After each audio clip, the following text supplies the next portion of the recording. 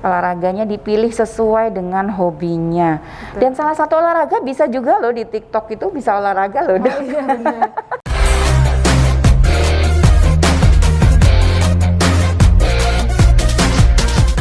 Terakhir tips dari dokter Nisa tentang menstruasi, gangguan haid yang sebenarnya baik itu untuk kita semua. Apa aja sih tips-tips supaya kita bisa mencegah terjadinya gangguan haid atau kita bisa hidup sehat gitu ala-ala teman-teman semuanya lagi di rumah nih? Langsung kita tanyakan. Apa dok tips-tipsnya dok? Silahkan. Oke, tips yang pertama, tidurnya harus cukup minimal 6 jam sehari semalam. Kemudian tidurnya tidur yang kualitas baik, bukan tidur ayam. Tidur ayam tuh kayak apa ya dok? Tidur dikit bangun lagi, tidur dikit bangun lagi. Jangan seperti itu. Gitu? Jadi tidur yang nyenyak minimal 6 jam. Tips yang pertama. Yang kedua, pola hidup sehat itu makanannya pilih gizi yang lengkap. Kalau mau lengkap dengan susu, saya sarankan susu sapi segar, lebih aman, yang tidak dari pabrik maksud saya ya. Kalau cuma mau ngambil dari pabrik boleh, tapi jangan terlalu sering karena bisa menumpuk kolesterol juga. Sebentar, susu kambing boleh nggak dok? Boleh, susu kambing boleh. Lebih baik lagi bukan dok? Boleh, bagus itu. Susu kambing, susu sapi itu bagus ya. Jadi boleh dikonsumsi, tapi kalau bisa langsung dari peternaknya. Kemudian kita masaknya, pokoknya higienis ya, ngambilnya yang higienis gitu dok. Terus nutrisinya harus seimbang makan itu. Jadi dari unsur protein, karbohidrat, lemak semuanya itu seimbang. Dan buahnya ya, zat pengatur buah sayur itu harus sering-sering banget, karena kalau kita mengkonsumsinya hobinya itu misalnya hanya fast food saja. Fast food kan biasanya cuma karbohidrat dengan lemak ya dok, protein juga ada, tapi sedikit. Tapi kalau zat dari serat itu jadi kurang. Nah, kalau dari pola makannya tidak seimbang, itu berpengaruh sekali dengan berat badan juga. Berat badan berpengaruh lagi dengan hormon ya, berpengaruh dengan haid.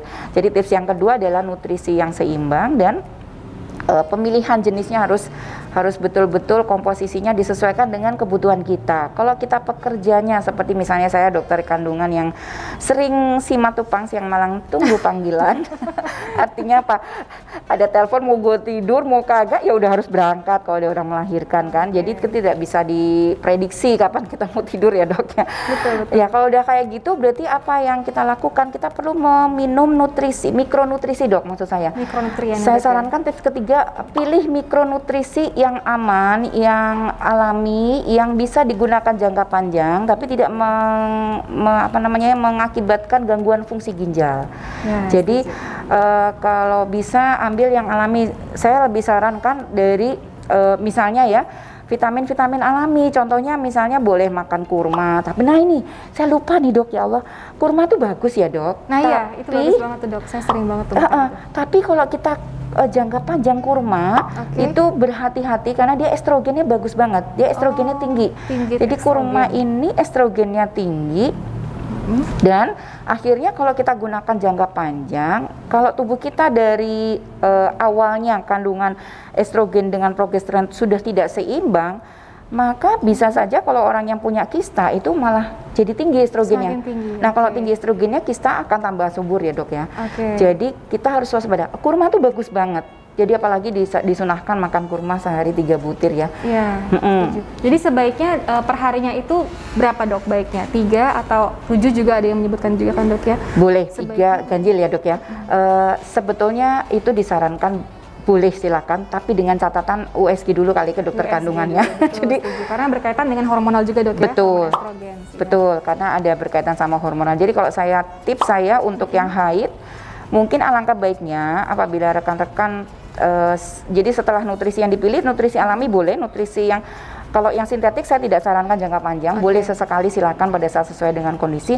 Nah tips yang berikutnya lagi adalah sempatkan pemeriksaan ke dokter kandungan kalau ada tanda-tanda yang tidak lazim keluar, misalnya ada nyeri haid, kemudian lama haidnya lebih dari 14 hari. Tadi saya lupa singgungnya dok ya. Jadi yang dikatakan lama haid yang tidak normal apabila lebih dari 14 hari haid tidak berhenti dengan alami tanpa obat, itu berarti sudah sesuatu. Langsung periksakan, jangan segera ragu, periksa. Dok, ya. Atau ada nyeri yang berkepanjangan yang tidak sembuh dengan parastamol tadi ya, Iya, misalnya betul. minum obat anti nyeri sebagai pertolongan pertama tidak hilang juga. Iya, Nah itu cepat-cepat ke dokter spesialis kandungan karena memerlukan pemeriksaan lebih lanjut untuk melihat penyebabnya apa. Kalau ada sesuatu kan bisa dideteksi lebih cepat. betul. Kemudian tips berikutnya olahraga ya dok, Nah, ini dia olahraga yang olahraga. rutin. Olahraganya dipilih sesuai dengan hobinya.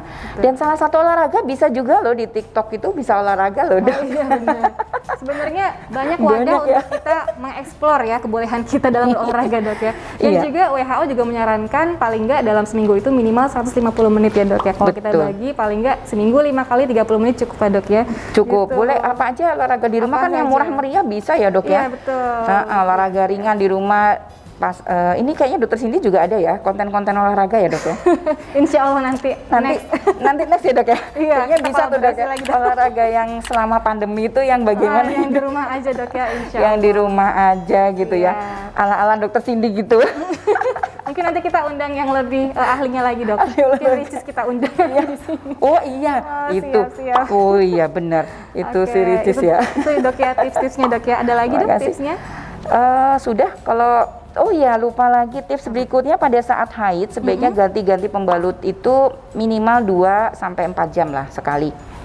Kemudian biasakan untuk menggunakan pemilihan bahan dari CD-nya itu menggunakan yang katun yang bisa menyerap air dengan baik sehingga pada saat haid itu tidak sampai darah itu terlalu lama misalnya kena Mengendap gitu, celana Dok, ya. Nah itu kan berbahaya karena dia memicu infeksi ya. Iya, tumbuh bakteri untuk berkembang biak lagi dok Betul, ya. jadi kelembapannya tuh hati-hati.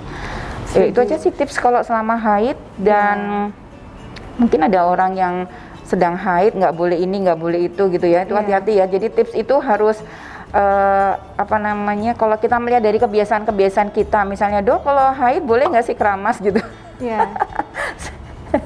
Boleh Nah, nggak? ini nih, boleh nggak dok? Itu banyak banget yang nanya dok. Langsung kita jawab di sini singkat aja dok. Sebetulnya kalau haidnya itu pada sedang haid, boleh nggak sih keramas sebenarnya ya dok ya? Iya. Kalau dari sisi ilmu kedokteran, sebetulnya yang mandi itu boleh-boleh aja, membersihkan rambut boleh-boleh aja, silakan. Bukan hal yang dilarang, tetapi disarankan memang kalau yang muslim ya dok ya. Yang muslim itu kan saat haid kita harus memperhatikan beberapa hal, jangan sampai ada sehelai rambut keluar lepas tanpa kita tahu rambut itu sudah bersih atau tidak dari Nah, junub. iya mungkin begitu dok ya maksudnya ya. Maksudnya sih sebetulnya dari situ, dari sisi situ. Iya, Jadi kita pun sisi rambut pun juga harus berhati-hati saat masih datang bulan.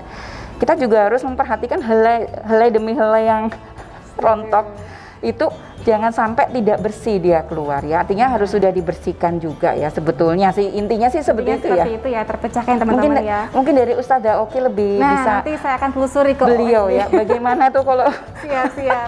Nah, kalau karena haid seperti itu ya, rambut itu ya. Oke. Betul. Nah, sekarang kita beralih ke teman-teman semuanya yang udah tanya-tanya nih di Instagram saya di sini. Nah, ada tanya teman-teman nih dokter nih ya.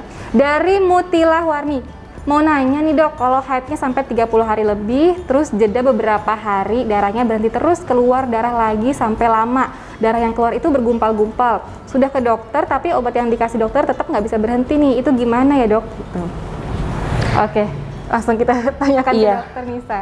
Iya, baik kalau sampai sudah diberikan obat, ada disebut di situ nggak dok ya nama obatnya apa gitu? Tidak disebutkan di sini. Jadi nanti buat yang bertanya nanti tolong ditelaah aja obatnya apa. Kalau obat yang diminumkan misalnya diberikan hanya penghenti darah sementara, misalnya golongan asam tranexamat atau vitamin K, berarti memerlukan obat tambahan yaitu hormon. Iya. Nah kalau memang ternyata obat yang diberikan oleh dokter kandungannya sudah berupa hormon, obat hormon misalnya progesteron ya, misalnya bisa diganti Provera atau Protira atau apa gitu ya, golongan progesteron. Kalau sampai tidak berhenti juga, itu harus segera periksa ulang, ada penyebab lainnya kah, mungkin ada tumor, atau ada faktor lain lagi yang di sekitar vagina ada luka.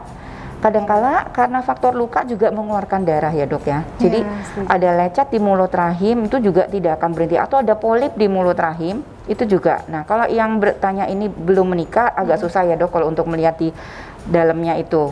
Jadi mungkin sebaiknya kontrol kembali, Ya, karena betul. kalau sudah 30 hari berhenti darah hari lagi, itu berarti ada sesuatu yang perlu serius segera ditangani itu. Karena udah lebih dari 14 hari ya dok. Setuju. Jadi intinya tetap perlu kontrol ya dok ya. Harus Jangan segera sungkan kontrol. untuk diperiksakan lebih lanjut ya dok ya. Betul, agar betul. lebih baik lagi maksimal pengobatannya.